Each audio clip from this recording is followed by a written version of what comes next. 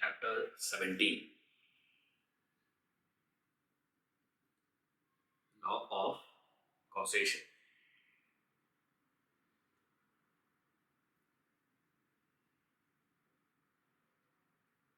The chapter has the topics: the supreme law, law of destiny, law of karma, birth and death, and the theory of reincarnation.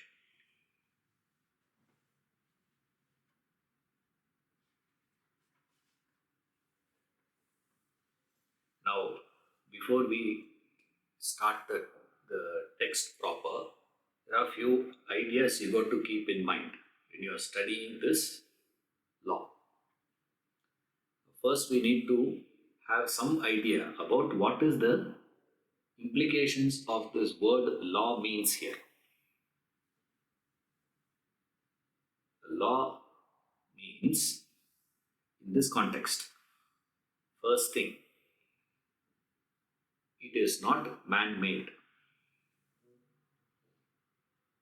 It is not the product of human intelligence. It's not a product of human effort. So, which means the law exists irrespective of human. Whether human beings are there or not, it will exist. Means it exists irrespective of your acceptance or rejection. Whether you like it or not, whether you approve or disapprove, whether you agree or not, the law will continue to function. This principle will continue to function. That principle is called a law. So, first thing, this is not a product of this. Then, what is it that I am supposed to do, sir?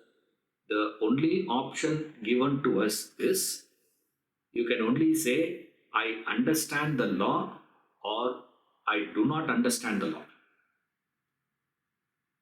You are not given this option. Your agreement or disagreement is of no consequence to the functioning of this principle. It's like you put your finger in fire, it will burn. Whether you agree or not, whether you feel it is appropriate or it is inappropriate. You may say it is such an innocent child. Out of innocence, it just puts his finger. Why can't you spare? Can't you apply yourself and understand? The law will say, no, I am not going to. The principle that functions independent of your acceptance or rejection is called law here. Which means, here in this law, what we need to understand is, there is no do's and don'ts. In the law that we understand, all the man-made laws say what you should do and what you should not do. When you see a red light, you stop what you are supposed to do. Or what you are not supposed to do is, you are not supposed to cross that signal. If you cross, you will be penalized. That's all. This is man-made law. When it comes to the law in this chapter, in Vedanta, we don't discuss that with reference to what you should do and what you should not do. Then what is the law here?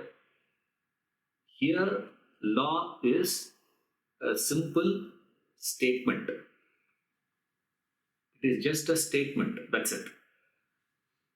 To make it more clear, it is just a statement of fact. That's all.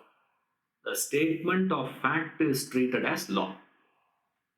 Exactly like Every object is attracted towards the center of Earth 32 feet per second is the law of gravity. What is there to do or not to do?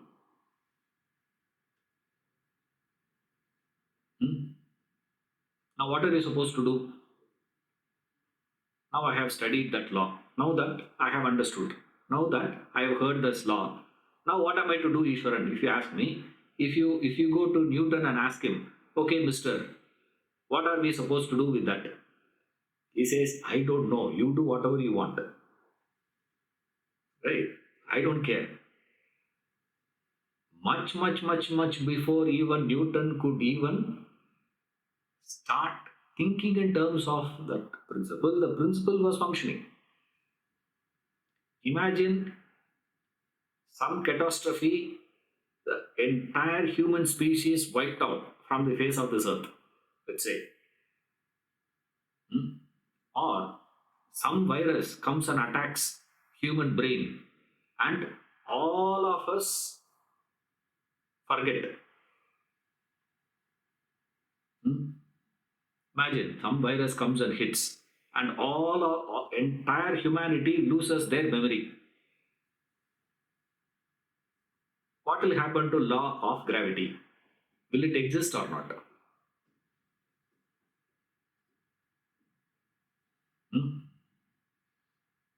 See, law of gravity is not, gravitation is not going to be waiting for we to recognize it or not recognize it, approve it, not approve it, remember it, nothing. You see, similarly, here when we say law, don't consider that to be do's and don'ts, because human mind can create only do's and don'ts. Anything created as do's and don'ts is a product of human thinking. That is how we enact laws. See, all the laws that we know of is what? Is nothing but a group of people sat and thought. Right? And said these are the things. Right? Immediately what happened? Immediately two group of people started debating over it. One set of people favored it, another group of people did not favor it. So there was a discussions and debate. And finally what happened? We are all sophisticated people. So how we should decide? Finally, decision will be taken based on voting. How many people say yes? How many people say no? Either voice voting or actually you go and put the vote for or against. If the number is more than 51%, if the number is of that majority or two-third majority, whatever we have, that is brought out as a law. Isn't it? That is how we create laws, no? The way we understand law is agreement of a group of people. One fellow proposed something and a group of people approved that proposal. Imagine the moment the number shifts, then what happens to that law? That law is scrapped and new law gets into force. Isn't it? There was a time once we said state will have a sales tax, commercial tax, all that. Suddenly a group of people came in, they proposed GST. Then what happened? Opposition for that, favor for that. Then what happened? This. Now imagine after 15 years down the line or 25 years down the line, another group of people come up with a new system. What will happen to our GST then? It's gone. See, this is how, remember, All these debates and discussions, all that is nothing but opinion. When it comes to law here, human intelligence and human opinion is not counted at all. And law of karma or this law of causation is not for human life. Another dimension. See, there are so many things you need to know before you study the principle. See, it's like when you study the principle, it is exactly like E is equal to mc square. That's all. Every cause will produce effect. Every effect is because of a cause. That's all. What else is there? Chapter over.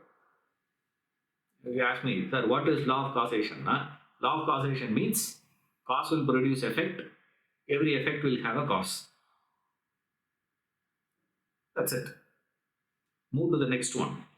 No. There are so many nuances are there. There are so many finer points. To understand those finer points, you need this one. So what we understand here is all that human thinking. What is human thinking?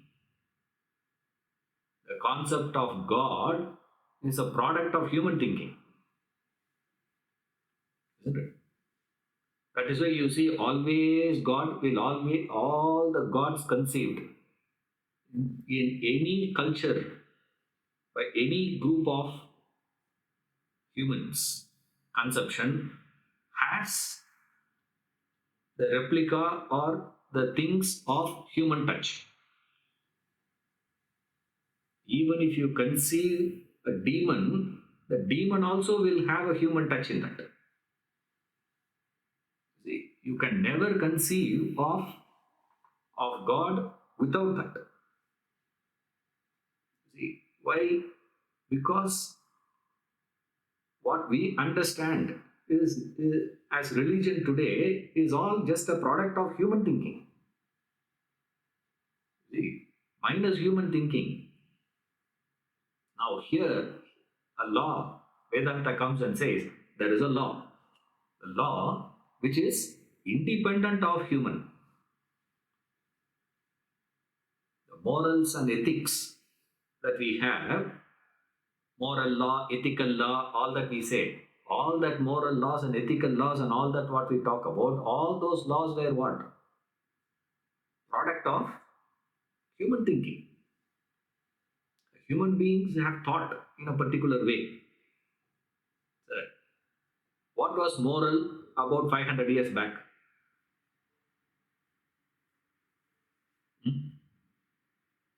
What was ethically correct? Is looking to all of us as today we look at those ethical values and moral values and social values and all those things what those people upholded stood for as superstitious, barbaric. How can you have something like that? It's wrong. You're not supposed to have. You see, widow marriage was not allowed. But child marriage was allowed. But today, in our eyes, what is it? Divorce was not allowed. But today, in our society, we think all these things are forward thinking. Without realizing, down the line 200 years later, how those people are going to look at what we are thinking today as a great revolutionary thought process. This is called morals. Right? A fundamental principle of a law is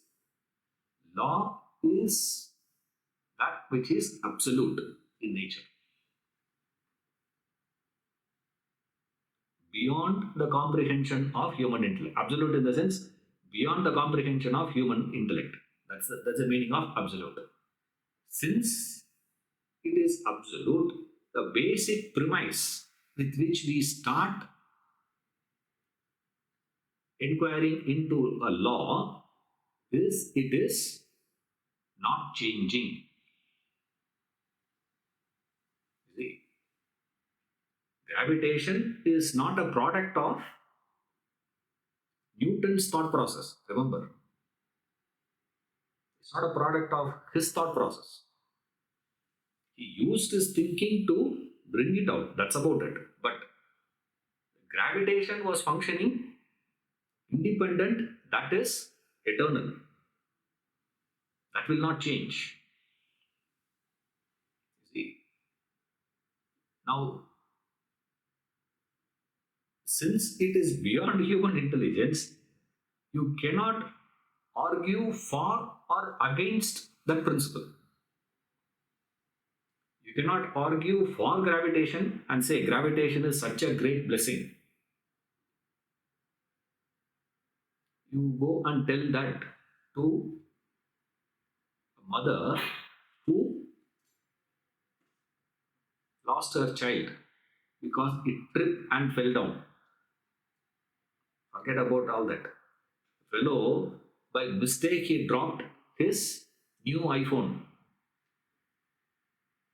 Brand new iPhone fell down. Go and tell him gravitation is a blessing.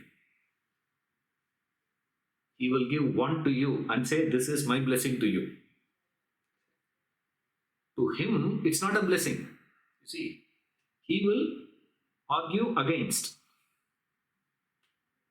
Now, the one who is doing that, he will say, I am doing this. So, it is a principle wherein the problem is why we don't call it as a product of human intelligence is human mind is essentially ignorant in nature. Right?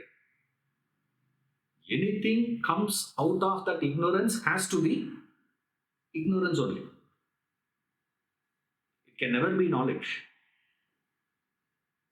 That's why the wise men, one sweeping statement they make is entire humanity is in delusion, ignorant. You see, if you go to Ramakrishna Paramahamsa and say that I am a PhD, he will say you are ignorant. What do you know?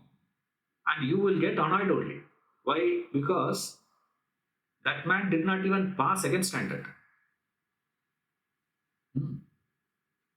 Did not even pass second standard. He says PhD is ignorant. Obviously, we get confused. See? Now here, wherever there is a possibility for debate, discussion, arguments for, against, it's not a law, it's only an opinion. Essentially, it is just an opinion. Remember, you can never have this idea. So probing into this, thinking into this, you need to have a Vedanta demands a scientific bent of approach to probe into these sort of ideas. That's why he had put these ideas into essence of Vedanta. Why these ideas were given in the topic, under all these things comes under the topic of essence of Vedanta, because it demands a scientific attitude. Now, what is scientific attitude? Scientific attitude doesn't mean you have knowledge of science. Immediately we think, oh, I need to have a science degree with me. I need to study mathematics even better. No, that is not the meaning here, please. A scientific bent means non-utilitarian attitude. Non-utilitarian attitude is called a scientific mind. But otherwise, you will see a person can be teaching mathematics. You will find lot of science teachers. But how many scientists you see? The scientists are very less known. Why? But science teachers are there. What is the difference between a science teacher and a scientist? There is a difference. What is the difference? He has the scientific approach to knowledge. What is the scientific approach? Scientific approach will talk only with reference to I understand or I don't understand. A non-scientific approach means what? I agree or I don't agree. I agree with you or I don't agree with you. This is right, this is wrong. See, all this is a non-scientific approach. See, when you are studying science, you study the laws of physics. When you study laws of physics, after you read the laws of action, the first law of motion, second law of motion, third law of motion, when you read all those things, you start by, I don't know what is this. So once you start learning that, you are expected only what? You only say, sir, I understand what he says as law of inertia, or I don't understand what is this law of inertia. Then you go through the process, whatever the proper process of understanding. You study, reflect, think about it, discuss, all that you can do, clarify, further clarify. At all those points, final concluding point for you is only one, that is, I understand. You stop there. We never go out and say, I agree with Newton now. We never say, yeah, now I have an agreement. Or we never come to the point where we say, I don't agree with Newton. Always the scientific approach is the approach where you say, I understand or I don't understand. With reference to any knowledge, there is only one possibility. What is that?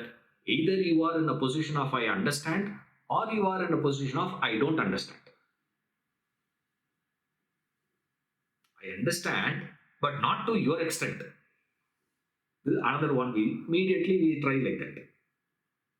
I understand law of karma, but the way that you have understood law of karma is not the way I have understood law of karma.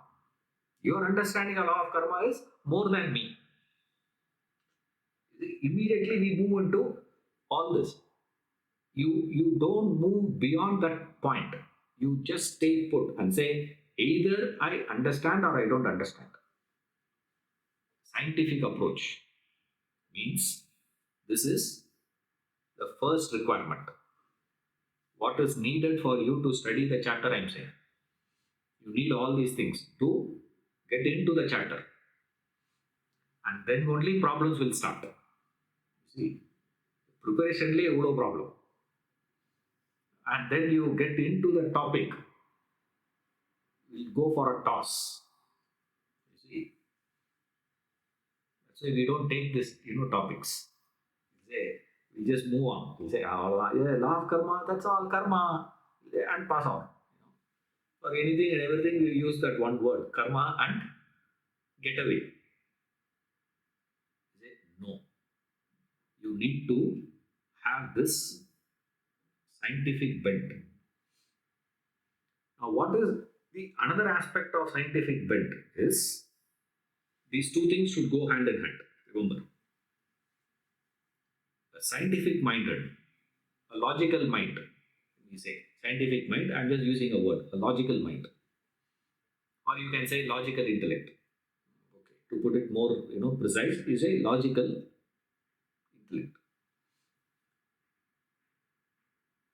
The approach has to be like that of a farmer. How a farmer works,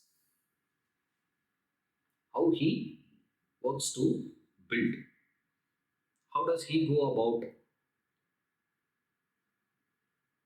When does he start his work? He starts the work of preparing the field by plowing. When? Not after seeing the cloud. You see, he starts plowing the field much before a possibility of rain itself. He starts the work much before that. That is a farmer. How he is able to do that? That is the attitude. What is that attitude? Attitude of non-utilitarian approach. Your approach to this knowledge has to be like that, where you don't keep that utility. Now, our problem is anything you have to start, any effort that you have to put in, first thing we ask is, what's the use? What is the use of it? See, a fellow says, I want to play football. Immediately ask this guy, what are the prospects? What are the prospects of football in India? India, at least, okay, prospects for football also is coming up now. Imagine suddenly your child says, I'm so fascinated by carom board.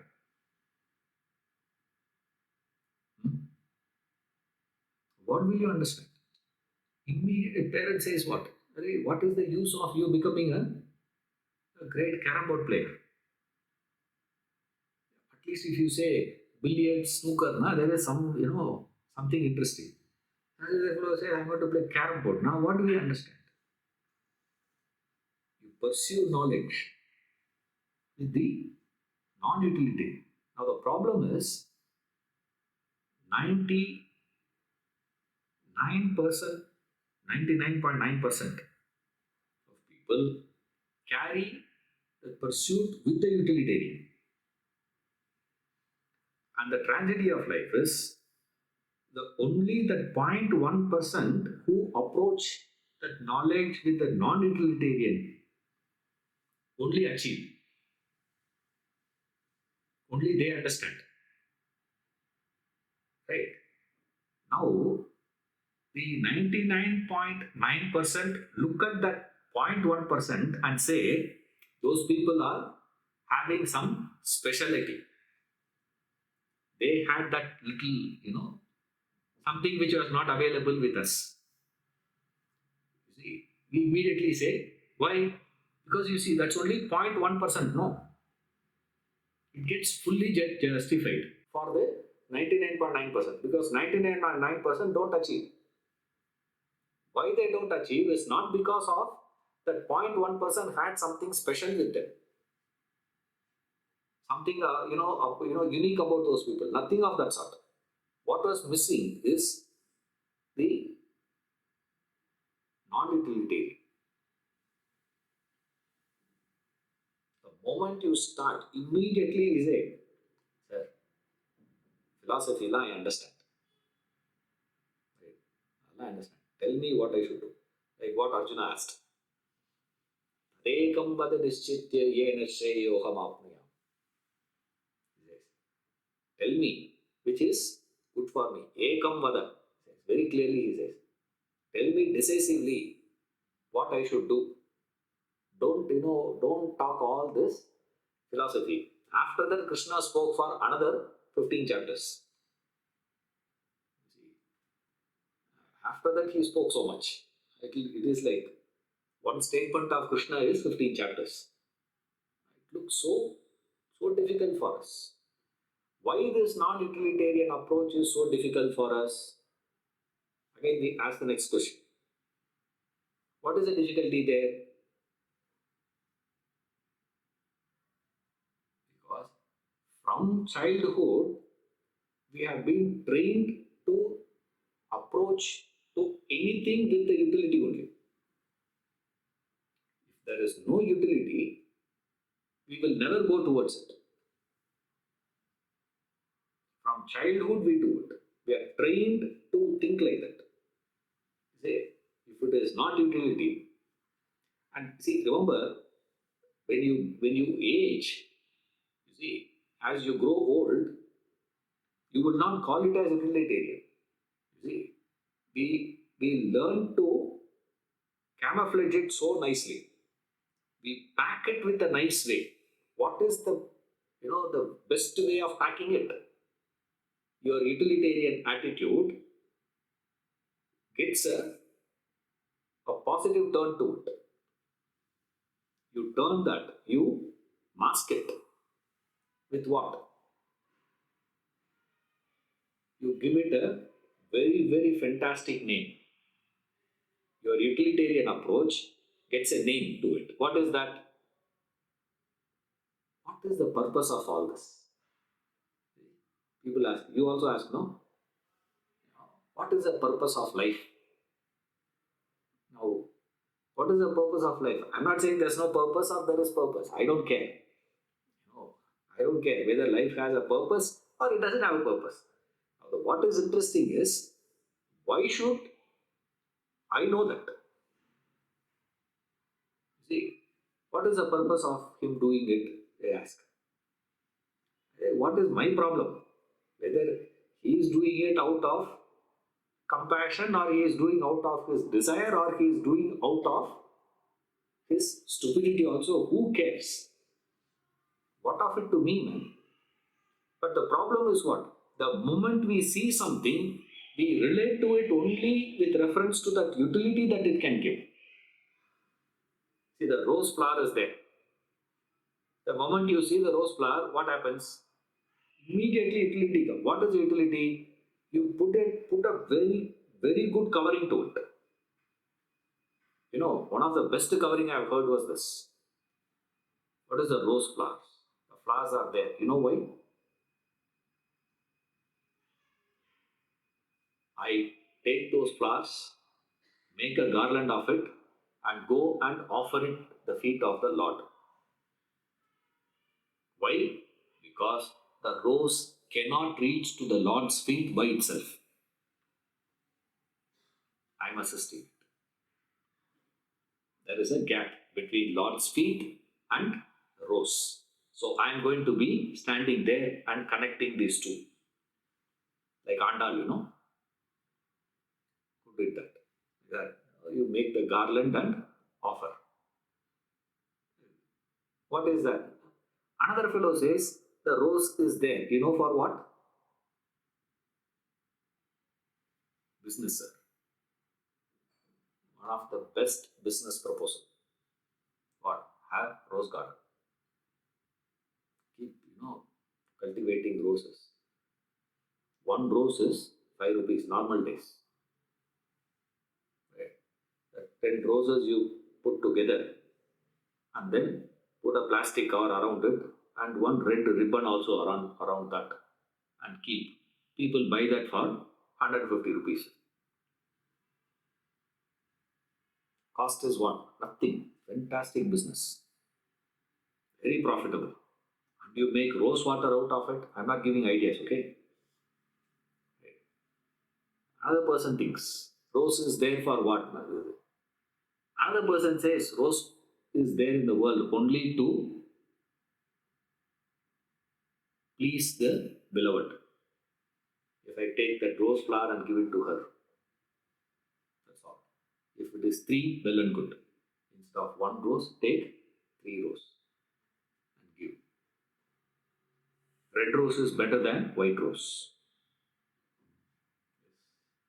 Each one, the moment you think of it, what is the purpose, man? So immediately, the moment you have to start effort, first thing we ask is, what's the purpose of action? What's the purpose of me doing? And Vedanta looks around and says, cannot be inactive. Nahi kshanamapi jatu tishtatya karma krita. Cannot be without action. Why? Inaction is death. Why do you have to act? Why should I do work? Why should I work? People ask. Whether you work or you don't work. First question we ask is, do you want to be alive or dead? One. Even one more step we go. How do you prove that you are alive? What is the proof that you are alive? It's only when you move, isn't it?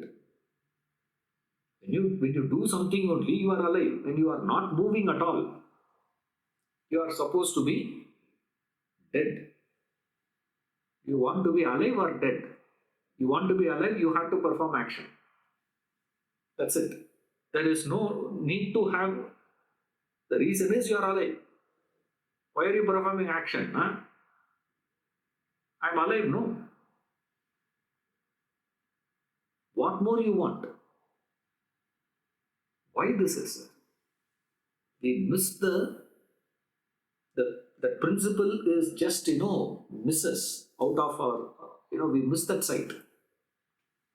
We miss this operations of these laws. Why we miss that? Why we miss this functioning of these laws? These laws are functioning eternally. If their laws are functioning eternally, why did we miss it? Why are we missing it? Why it took so many years for human beings to recognize the gravitation?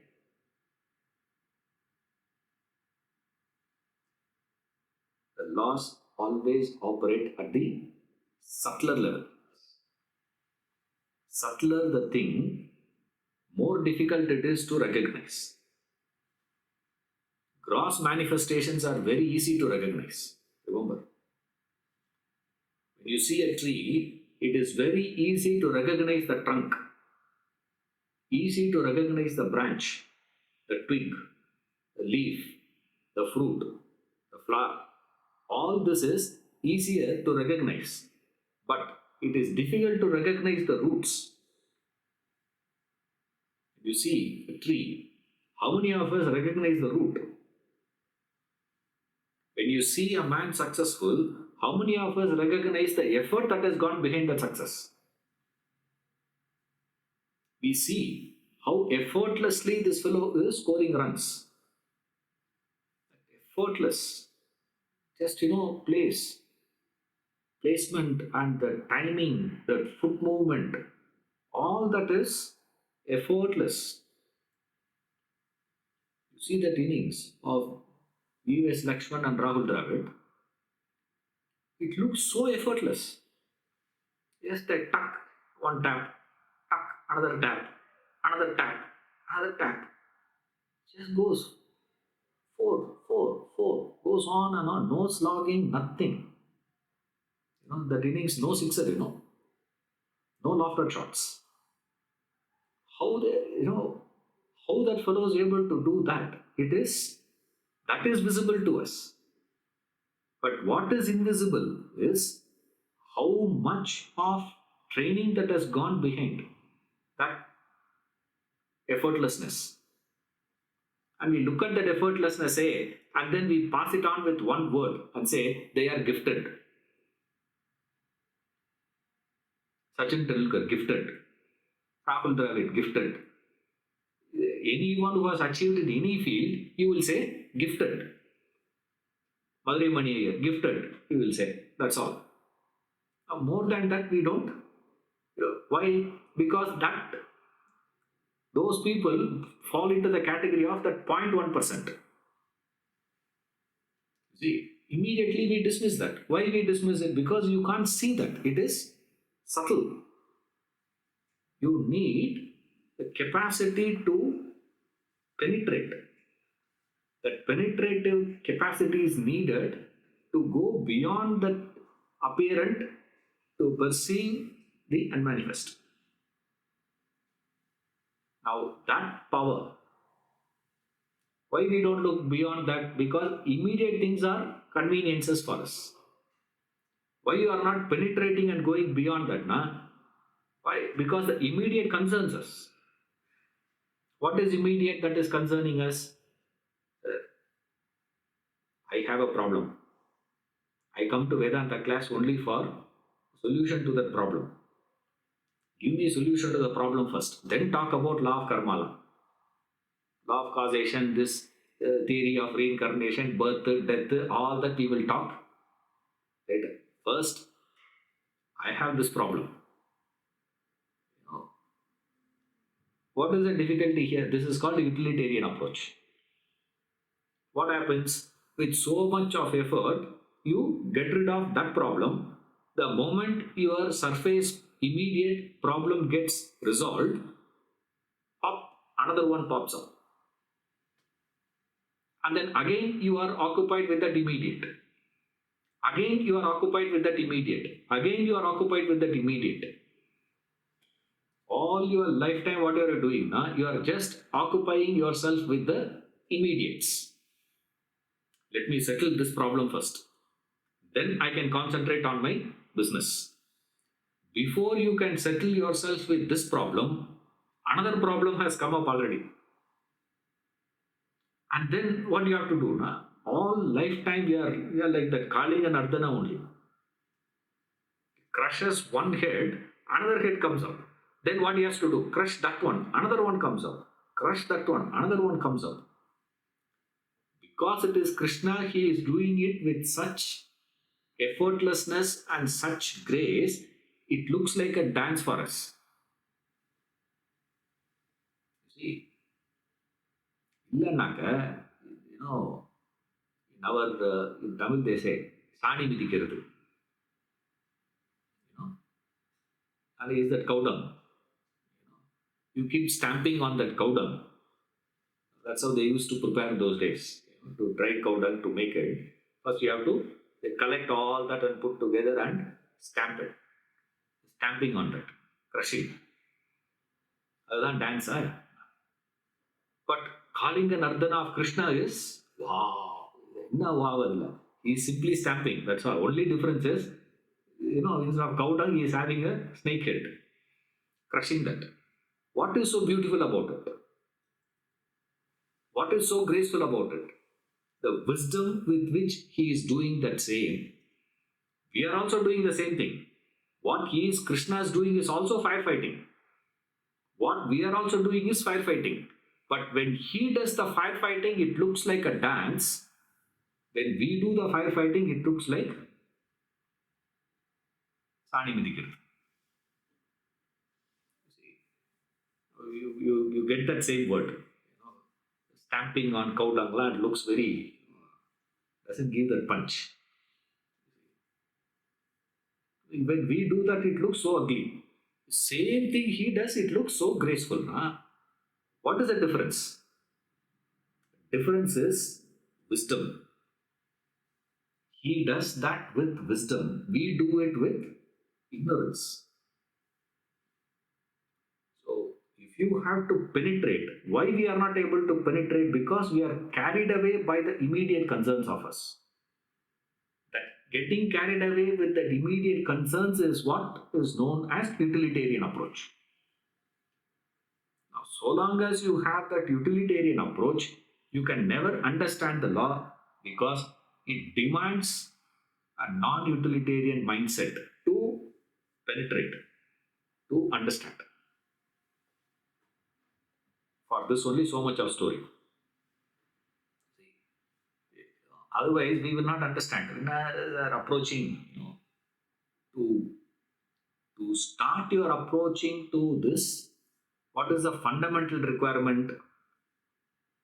Now, wise and ignorant. What is the difference between a wise man and an ignorant man? Ken Upanishad gives a peculiar definition for a wise man. See, yes, he is the wise person. He is the best. Who is Naka?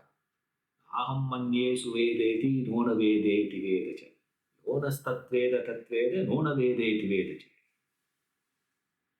Oh, who is a wise person? He is a wise person. Who says?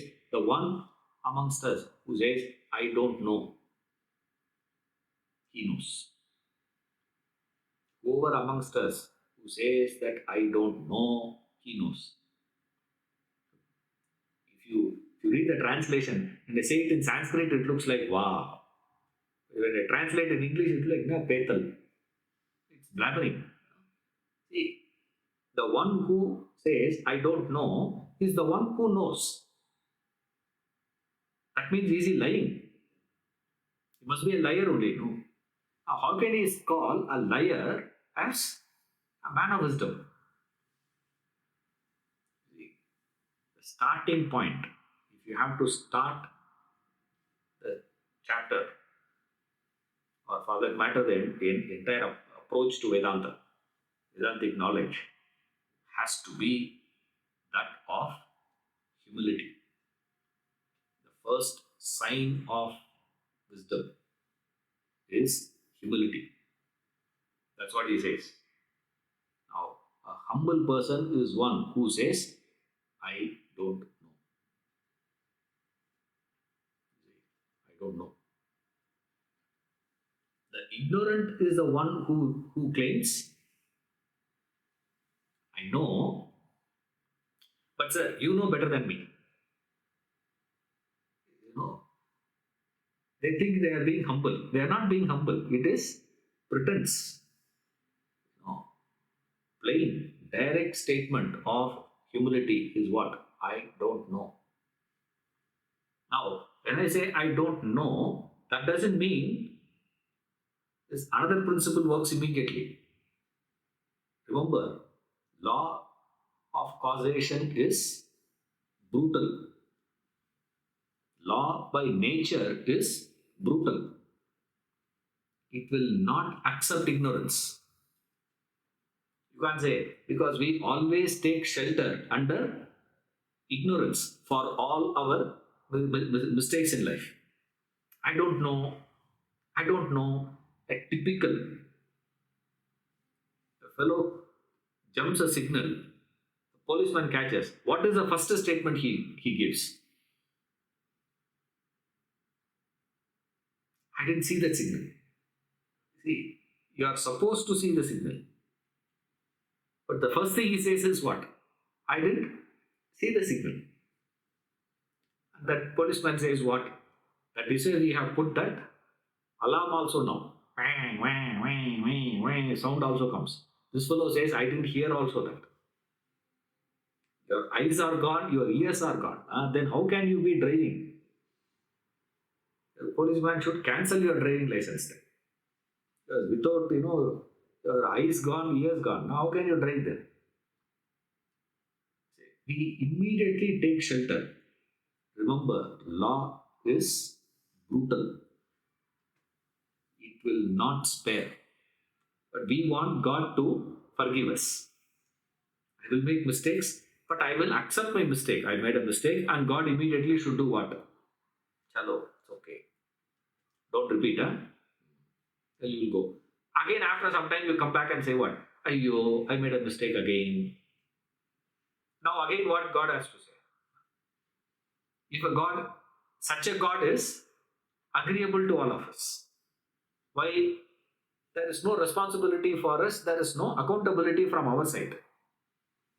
Now we have given that portfolio for God. What is His portfolio? He should be forgiving. Law comes out. See, the moment you study this, you know what? First casualty of this chapter.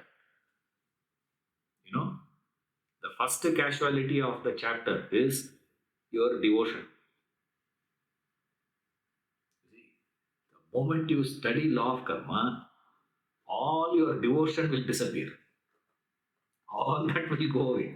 Say, what? What is that? Because all these days we were devoted to God, thinking God will forgive us. No. Even though my surrender is partial, it's not that my surrender is a total surrender. I have gone into and all that. Not like that. Surrender is partial only. But then we don't want God to punish. If God says, I will penalize you, I'll punish you for your mistakes, you say, I don't want that God. What sort of a God is that? God should be forgiving. Law of karma is brutal. Remember, it never accepts ignorance. And in life, most of the time we take shelter in the name of ignorance. And you are not going to be spared because you are ignorant. Remember, ignorance of law is not an excuse. Even in our local laws also, ignorance of a law is not an excuse. Ignorance of a fact can be, but ignorance of a law is not an excuse. This causation is a law. You can't say, I don't know that. If I do this, this is what the consequence will be. I don't know the consequence of this. Sir, I never thought this will result into this. What am I to do? You cannot do anything. The fact that you have executed that cause, you have caused the cause, you have to meet up with the consequences.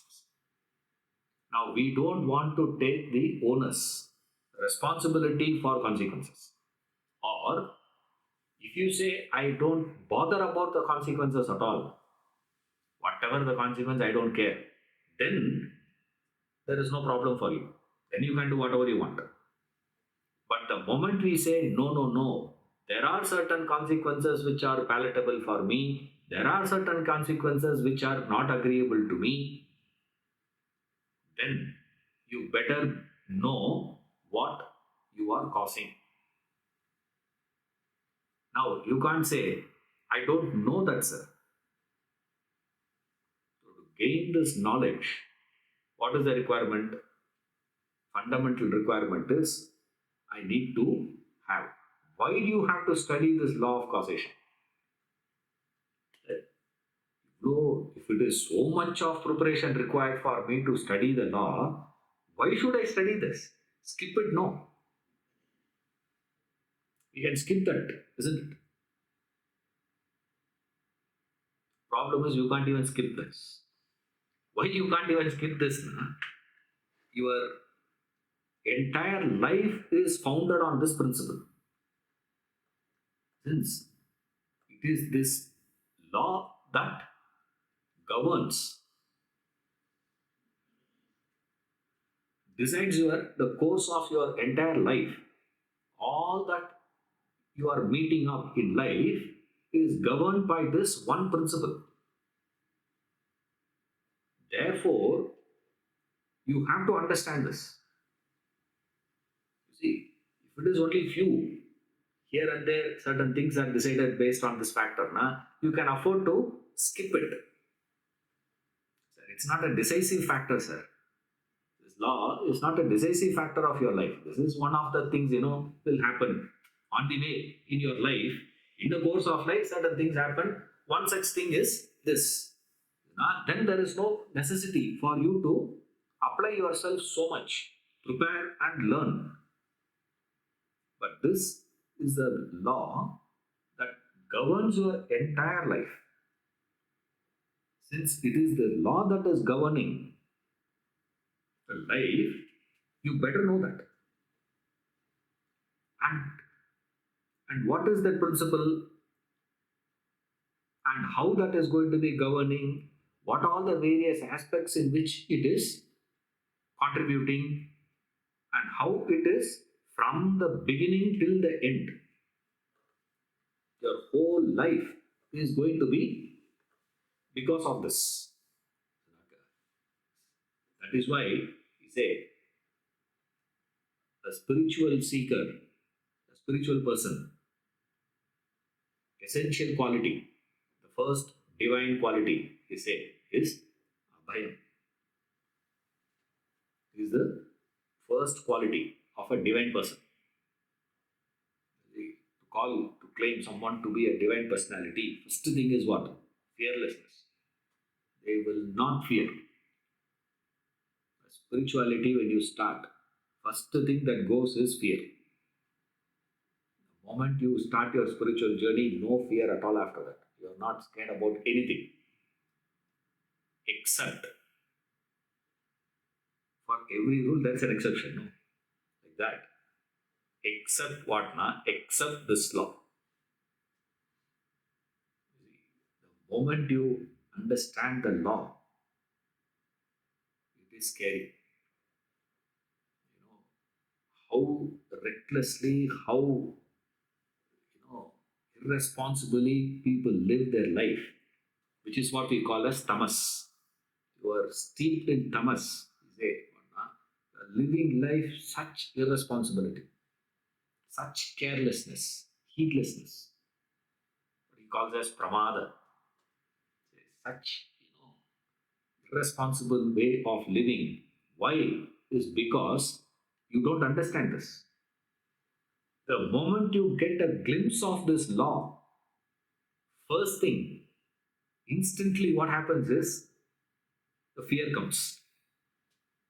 You will be scared. You will have that fear. And whether it is a healthy fear, unhealthy fear, or not is a different equation.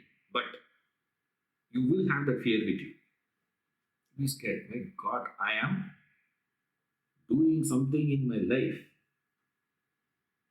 without understanding the possible consequences I have to meet out. That understanding. Another parallel one happens with this knowledge is, as I said, your gratitude will go away, that God will be thrown out. Why? Whatever consequence that you are meeting in life is because of your effort only. What you do is what you meet out. That's all. Instantly what happens, the role of God is kept outside. He has no role to play in your life. Whatever you are going to meet out in life, he has no role to play. See, two things will come up. One, fear will come, negative one. Consequence, another aspect is a positive emotion that we have been carrying through all this while. Gratitude, devotion, surrender, whatever we call. That devotion will go away. See, after all, we are devoted to God because He has a say in the matter. He has a role to play in me meeting out the consequences. When you understand this law of karma, it rules out the role of God in our life. That's it. Then what happens? So there is a effect will come. But remember, is it right to have it? Is a different thing. Is it appropriate? No, it's not appropriate. This understanding will not kill that. But initially, it will drop. When it drops, don't get panicky. Don't feel, oh, what is wrong with me? Nothing wrong with you. That is normal. This is normal. When you feel something like this, it is normal to go through. Don't think that there is something abnormal. But once you get the proper understanding of the law of karma, when you understand properly, only then you can truly recognize the role played by God in your life. Till that time, whatever idea that you have with reference to God's hand, Maradona, no? Maradona's hit God's hand. What is God's hand in your life? You have some, based on that only you have your devotion. Now what law of karma will do is that basis will be thrashed. When that is thrashed, your devotion which is standing on that basis will also go away. And that's where a lot of people have a complaint against Vedanta. It kills all your emotions. Knowledge of Vedanta kills your love, it kills your devotion, it makes you a person of emotionless. All your emotions get still. No, it is a very, very wrong allegation. Because they have not looked into the matter fully. To look into the matter fully, you need to start from the beginning of the class. All those factors should have been there. Without those factors, if you come into the study of this subject, it will result in those things only. But then, it is not the fault of the subject. It is not fault of Vedanta. The fault is the wrong approach. Without a proper preparation. So you need a proper preparation here for you to get into it. And then you should know how to understand the law. So first you need to understand what is this law. Law here means what? Number one. Number two, what is the essential requirement for you to understand the law? Number three, possible consequences that you might encounter in the understanding of the law. If you can remember these 3 points, the class is successful. If you don't remember the points, go back to the class. Listen to it from the beginning again.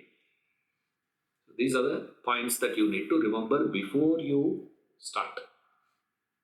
Right. More we'll see in the next class.